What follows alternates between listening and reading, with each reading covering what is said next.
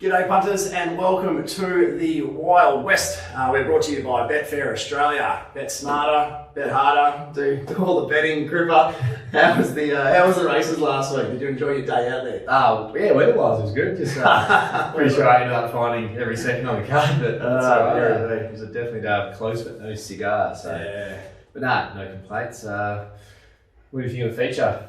Track for Fools. I'll give you a little plug. It wasn't in the words on Betfair, but I was a bit dirty with myself. Yeah, for those that listened or that watched the preview, Terry, you gave a pretty good push, to be honest. That was well above the price. Yep, so absolutely canted in. Well, back to yeah. Royal Command. How about that drift? $2.20 out to nearly $5, and not much went wrong. But still, it was a drift I expected to some degree, but maybe $3.50. You know, they're nearly $5 or even above. It was a funny old drift. So the Perth Cup's been really thrown wide open in regards to what happens there with Midnight Blue going around on Saturday. So interesting. Could be freezing off here, I reckon. Could be freezing stiff actually, wasn't it? Yeah. You and Kira combined for your first group too. Yeah. Her second Perth Cup since Western Jewel. She knows how to win. She does know how to win a race. Was that over 24 or 32? Yeah, 24. Alright, all our bets. Let's get on with it. I can do so. Alright, you kicked us off with Scooter's Machine. Yeah, Scooter's Machine. Ran a nice race out in front. Was smashing betting. Sort of new 20 to 1 into about $9 by the time they jumped. Exactly what I expected. Gave a good kick.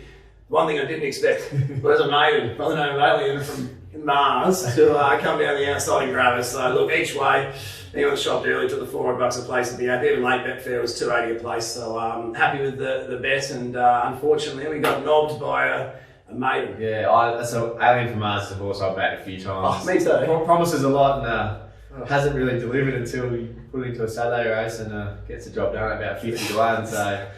Incredible stuff. It was. So, yeah, like you said, you got the each way quotes, no complaints. Move on to race 2. She's a Charmer now. We're both pretty keen on this horse. I'm normally one who moves on pretty quickly, but this is probably one of my biggest bet regrets of the year. I'll tell you why. Not from the horse, but so I've marked She's a Charmer 220, Toscana $5. I have launched at She's a Charmer at $2.20 and have not had a single cent on Toscana at double figures. And this is just a case of purely falling in love with the horse and putting betting to the side. It was very disappointing bet on my behalf, and one that's still triggering me a little bit. Yeah, I get that. We had Scotty Emery on the podcast, which we'll talk about very briefly later on, but a lot of the podcast, the key words were, the two key words were long term. And I mean, even Crib and myself have done this for a while now. We like to see the big picture, and we know that sometimes means not backing the horse we necessarily think's our on top selection, but we still fall into the same old trap. I was the same, like Toscana $6 or something, didn't have a cent on at 11. So and the worst thing is with Toscana to run a place, because there was only 7 horses in the field, was about $4. But to run, just finish, even if She's a Charmer wins, just back it to win the race without She's a Charmer in it. I put my hand up and I had a mare there because I was waiting for the drift that didn't come, and I was on track and just I thought She's a Charmer would win, but got sucked into a price that I shouldn't have bet on. But that's a great game. We're always learning. So exactly right. Moving on to Missing Pro, another one that I was quite keen on. Weird old race over 1100. Kelvin, a horse who apparently couldn't go forward over 1400 last start, jumps very well over 1100.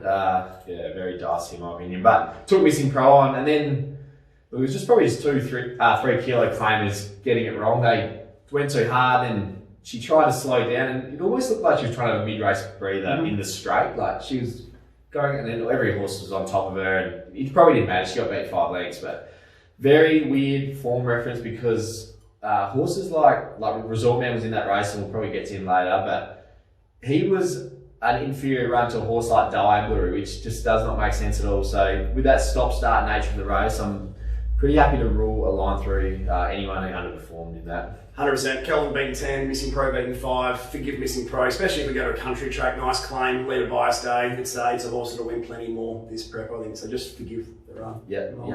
Crip, what is your ride of the day? I'm going to have to give it to CJP on Alien from Mars. I know. They always speak about him as he looks a lot like William Pike, and that was a Pike-esque. He was 3 back the pegs, and the way he just sort of moved into just got off the fence and moved out and did not have to find an ounce of traffic in sort of on the turn to just get. He was just in the clear straight away, and you put him away. So yeah, great stuff. Yeah, super. Took that result. Right today, Trap for Fools. Simple front running ride, looks that way to most. He just boxed him up. It was just such a cagey ride. Ran the quickest, despite leading, the quickest 8-6 and the quickest 4-2 despite leading. So I think Trap for Fools is back, but it was a very cagey ride by Brad Rawiller out in front. And I'm going to give him a double up with Distant Trilogy, widest gate in the last, back at Whack and Tanker, and wins the race purely because of the ride. So Brad Rawiller, I'm going to give you a double ride of the week. He only had 2 rides too. So he did only have the 2, didn't he? Yeah. Didn't have to, yeah.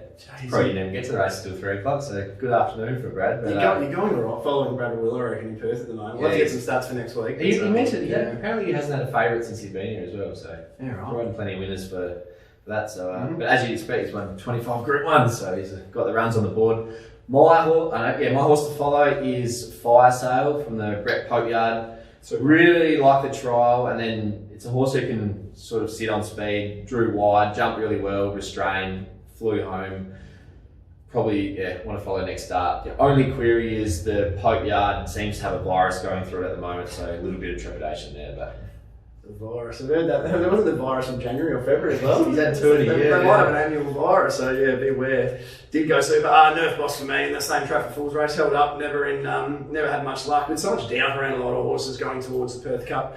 Nerf Boss is one, will get him well at the weights and looks a major player, so I'd follow Nerf Boss closely going forward. Let's get stuck in. Let's do it. All right. So Saturday, rail at 6 metres. First time it's been there this season. So you think we'd have a nice fresh pad. Winds are light, subtly strengthening throughout the afternoon to a bit of westerly in it. So probably like how Ascot's been playing of late, just on speed early, and probably even out a little bit as the day progresses, but as always adjust accordingly. Yep, agree. I think if you lead in the first few races, you've got a massive advantage. The problem is the first few races are absolute dog shit. So we're going to skip straight to race 4. One I am pretty keen on. The only one I'm really somewhat keen on for the day here. It's the class horse in the race, and that's Aberdeen Queen. She went around first up. Arguably a good thing beating midweek when she carried a bit of weight. She used the apprentice's claim actually, so it came down to the 56.5 for Carleen Heffel. Not much luck in the straight, hit the line nicely. Came out second up in a fast run grandstand cup at Pinjarra. From barrier 14, Brad Rawiller, our man Brad, was forced to go back to last from the awkward gate. Sort of made a mid-race move. He just had to go wide. He was trying to force a card into the race basically. I don't think her fitness levels were at a point where she could sustain a lengthy run and still show her usual brilliance. She was beaten under a length. She meets the horse that beat her home 2 kilos better. I believe that from the map, even though barrier 8 looks sticky, I believe it'll end up being quite a nice draw with most of the horses drawn under her, either going forward or going back. I think there'll be a nice little gap for her to slot in, maybe 3 back, 1 out. And I think she's the most brilliant horse in this field if given the right cover into the race. So happy to take on Dark Mission Cripple. I think it's a big risk, probably going back to near last from 1200 to 1600. Yep, fair enough. Nah, it's what a race. It's I think BJ said in his preview this should be a quaddy leg because there's genuinely 7 or 8 good winning chances in this. I'm somewhat with you on Aberdeen Queen. I marked her favourite, but it was $6 a field. The only query, I've got a couple of queries. I think it's just such an even race, but she is by universal ruler. I'm not saying she might be a wet tracker, we don't know yet, but I reckon her best few runs have been on a soft going, so hopefully for your sake she can put her best foot forward on the dry deck. That is definitely one concern. We discussed that in the podcast earlier actually, and if you look at, that was a really strong patch of form that was on the soft track, so I'm of the opinion, somewhat hopeful perhaps as well, that that just correlated with her best form at that time. So, but yeah, that is definitely a concern. But look, we're getting $8. I've marked her 5. Crip's got her 6. So I'm on a card where there's not a huge amount I'm popping into. I'm pretty happy getting stuck into the $8 at Queen. Yeah. Now another one who came up, I probably won't be on, but cheering for Kira is Trencia. Huge first start. They went so hard in that race. Sometimes I just feel if they go so well first up, they might be a bit flat second up, which I thought she was, even though she's only beaten 1.5 lengths or something. So third up now, maps really well, should she'll almost lead this, or she'll definitely be in the first 2 or 3. And at $11, she could. Yeah, you could do worse than back her each way. Kira on for Chris Parnham, a positive as well. Does Chris watch this? Get stuck into me, so probably. Yeah, no, definitely not. Race 5, the feature, the Ted Van Heemst, probably most famous. Every time I think of this race, I just think of that Fathoms of Gold clicking 20 lengths in front. It's been a ride for the ages in the Ted. Make sure you watch a replay of that if you haven't seen it. The Fathoms of Gold versus Perfect Reflection one. Not too keen here. Two horse race for me. Trapper Falls leads. Has absolute crap around it. Saucy Jack will be on its back. Taxigano Breeze. I think Truly Great probably comes across with Taxigano and tucks into the 1-1. From there, it'll be pretty hard for Trapper Falls to give the required kick. But look, from a betting point of view, I've had something on Trapper Falls and I'm okay with that. I'm expecting Truly Great to win, but we always work on prices here. And like we were just discussing earlier, it's all long term. So I do think Truly Great will win the race, but I've marked Trapper Falls just under $3 actually. I've marked everything else out the door completely. Yeah, complete 2-horse race. So at the $4, $4.20, $4.40 that's available, Trapper Falls, I'm happy having a little spec, but again, exactly like I said 7 days ago, it won't be in the words. And give it 7 days time, I'll be pumping your tyres up there. You tip the winner. I'll make sure I tell you to do it again as well. Yeah, nothing to add from me. The distance starts with a 2, so shoulder arms. There isn't much to say about that race. Nah. Simplistically, it's about where Pike gets Truly Great. So. Yeah. Race number 6, it's me again. Let's go. We're going to just take another staying race. 50-50. Race number 6, not as keen as I was in the 4th, but I think Midnight Blue looks a riskier. A lot of people, just because he's your current favourite for the Perth Cup, or if we take out Truly Great with most markets, he's your current favourite. I think from barrier 11 was 60.5. Yeah, he's going super, and if he drew a gate, I think he'd be a moral and probably a $2.20 pop. From barrier 11 was 60.5, could be back last. The biggest 2 competitors for me, the biggest 2 dangers, I should say, sorry, MTA. First go to staying true with the lightweights and Mr. Delegator. Always happy taking on a horse first go staying true while it's a bit of an unknown, especially one that couldn't get past Juice and Carrots last start. That's when I was on. That frustrated me a little bit. Juice and Carrots, please. 2020, what a year. Mr. Delegator, I also like to see a horse have a go at the journey before I hop in, but we saw Tiana Robertson get Mr. Delegator 1600 to 2100 last prep and win at his first go at the journey. I believe this horse has found a length or 2 with Mitch Paper going in the saddle. It's a 10 out of 10 ride last start, don't get me wrong. It was suitable conditions, fully aware of that, but I believe this is suitable conditions. I believe he'll have a head start on Midnight Blue, and I think he gives us a nice kick. So again, I've marked him $4.50. There's $8, $9 available type thing. I'm not jumping over myself to get on, but it's a bet. That's the thing, without even really looking at the race, Mr. Delegator just looks like your bulletproof each way horse, because you know he's going to sit on speed. He's still early into his preparation, so you wouldn't think he definitely wouldn't have trained off. And he's just like we saw last start when he held up Bragwell. He's just tough, and he's in for the fight. So I think if there's $2.50 plus a place, you could. If you like him, you can definitely do worse than back him each way. 100%. And Mitchie's riding just about on his catch weight as well, which I always like to see when there's no dead weight in the saddle. So, yeah, big fan of following Mitchie Payton throughout this card and a few other roughies as well. So, anyway, Crick, that's enough from me. All right, that's enough from me. Staying race is done and dusted. Let's go. We move on to we get the 3rd leg of the Mares series now. Let's just give me this one. Is this race named after how you feel when you see me each week, or what? Starstruck.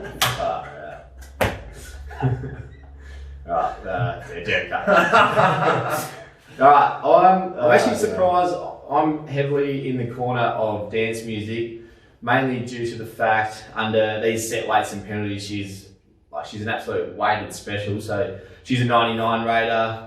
The Danger, and yeah, no doubt Danger Pike and Shantrea is an 80 raider. So technically she should carry 9.5 kilos more, but only gets the 1 kilo disadvantage. So I'm surprised you're actually not with me here, because it's a very similar setup to Flower of War about, was it a month ago? After a few profits, I end up having one of his biggest bets in the year on Flower of War, and I think I'm wounded. Yep. So I think Dance Music is going better than what Flower of War was at the same time. I went and sort of really compared them. So last start, Dance Music ran 3rd behind Celebrity Queen and Kementari. Now look, I know all the jokes about that are there with Kementari, but still a Group 1 winner. Celebrity Queen was probably a little bit stiff to not be a Group 1 winner, so she met them at weight for age, finished a couple lengths behind them. Was actually really unlucky in the run.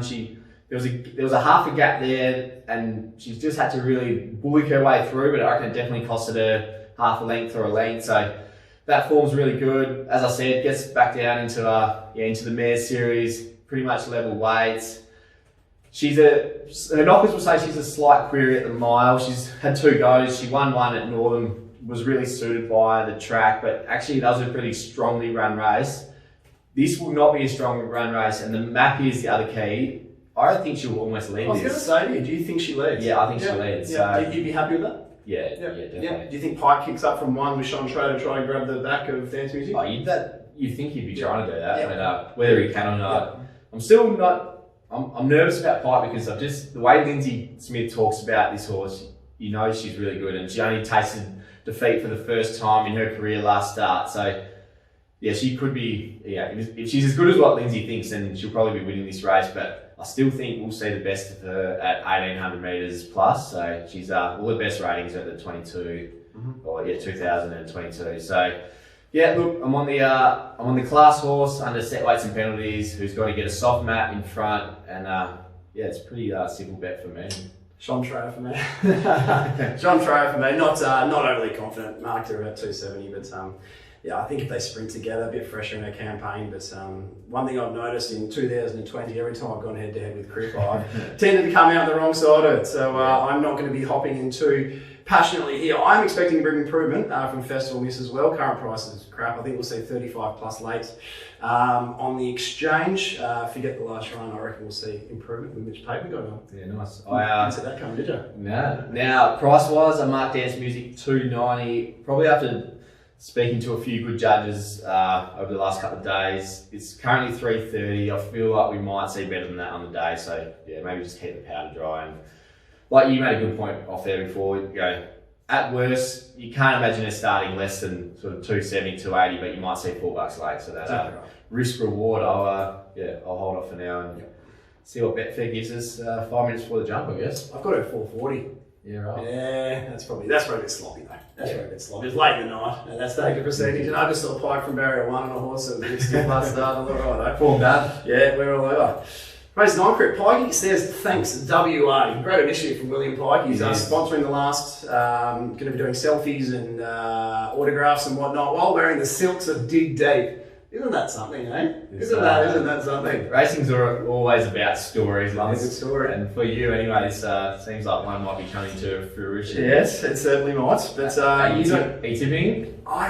I like the one you're about to tip, and we've discussed that. That's both well above our price. But I think from that point of view, Dig Deep grabs the back of. Do you have Dig Deep in the back of? What trying to go? Laurentino. Do you have that sort of map? Yeah, potentially. Potentially for sure. I'm not as big on maps as you. Yeah. Obviously, Pike on a horse who's going to be on speed. He might be box seat. He might be 1-1. If Sophie Song crosses Laurentino, he might be 3 back the fence, or. Yeah, he'll be somewhere in the first 5 or 6. So the answer is yes, though. I will be backing my horse. He knows how to win a grand final, so I'll be having something on, but I'll be waiting for a late price. But I like the one that Crip's about to. Now I feel dirty going against Resort Man 2 starts in a row. So last start I was keen to take him on just because of the drop back to 1100. Now this week I just thought I'd be all over him. Sets back up to 1400, goes up in grade but drops weight. Barrier 4, Kira back on. I went to bed last night thinking... Well, how are we going? Where am I going here? I went to bed last night thinking I'm going to be on Resort Man, but fresh off 7 days of being on Cheese and Charmer when I should have been on Toscana, no doubt about it, I think Resort Man's clear horse to beat. I'd mark him $2.50, but he's come up $2.50. So I'm going to go back to the good punting practices and back the value, and that is Laurentino. Laurentino's actually been one of mine for a while now. I really like. He's a tough on-speed horse. Normally, he seems to get through the guard of a lot of punches. He's a bit underrated. Look, he had all favours first up, but he was pretty super, wasn't he? He sort of got the map he wanted, and when Kelvin went back, and he was really strong. I thought the Fugazi, who was contested in a Group 3 the start before, looked to almost have him cold at the 100, but he was really strong through the line and held that horse off. Now, normally goes better second up. Lucky lacked rails. Great claim, isn't it? It is, yeah. Because the thing with Lucky, he's riding so well at the moment. He's almost like a senior. Like trainers would still put him on even if he couldn't claim. So he goes on, gets a good weight relief, goes well second up. Barrier 1 will lead, or if not, if Sophie's Song comes across, he'll get on her back. Yes, her back, and which is no worries there if that happens, because he's a horse who's run some really good races, taking his sit. And at the 10, 11 bucks, he just looks a really good each way bet for me to finish off the card. Yeah, what price? I had Laurentino $6. Yeah, so I was $5.50 Laurentino. So yeah, easy play at those prices. But Crip just spoke about good punting and trying to do the right thing long term. So I'm going to back a horse that I own under the price that I've marked. So I'm really going to middle things there, I'd suggest. But no, Laurentino definitely has come up a bet, so it won't be a losing. There was sort of the 14s, 15s available about an hour ago. They're not there now, but anything over double figures, happy having something each way. And in saying that, there's no reason why Resort Man, he's up to 72 plus. If he drifts out to $3 late, you can easily save on him too. So I'm, as much as I want to be on Resort Man, the price is not there for me. What price dig deep for you?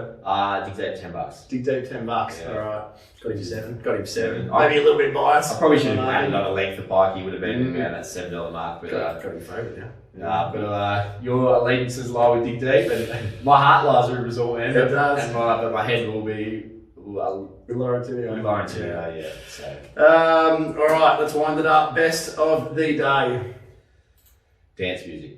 Yeah, yourself. Aberdeen Queen. Yeah, Aberdeen Queen. So not the thin old card, isn't it? Yeah, it is a thin old card. I think, as Crip said, I think some of those prices, some of the horses you sort of want it back. If you're patient on Betfair, there's enough money horses in that last race if you want to be a Resort Man backer that you could get that price. So, as always, be patient with Betfair at times. Yep. That's a good lead into. As always, thank you to Betfair for making this show possible. The 1-1 this week, we've got 2 debutants. Yeah, Scotty Embry and Scotty McCormick, son of Peter McCormick, who has done a bit of stuff for Betfair as well. A couple of, Embry does the tab previews, which I enjoy reading, and McCormick's a sharp mind on Twitter, so looking forward to tuning into that. Mm-hmm. So that's the 1-1. As always, cripsracing.com. Otherwise, gamble responsibly, and we'll see you next week.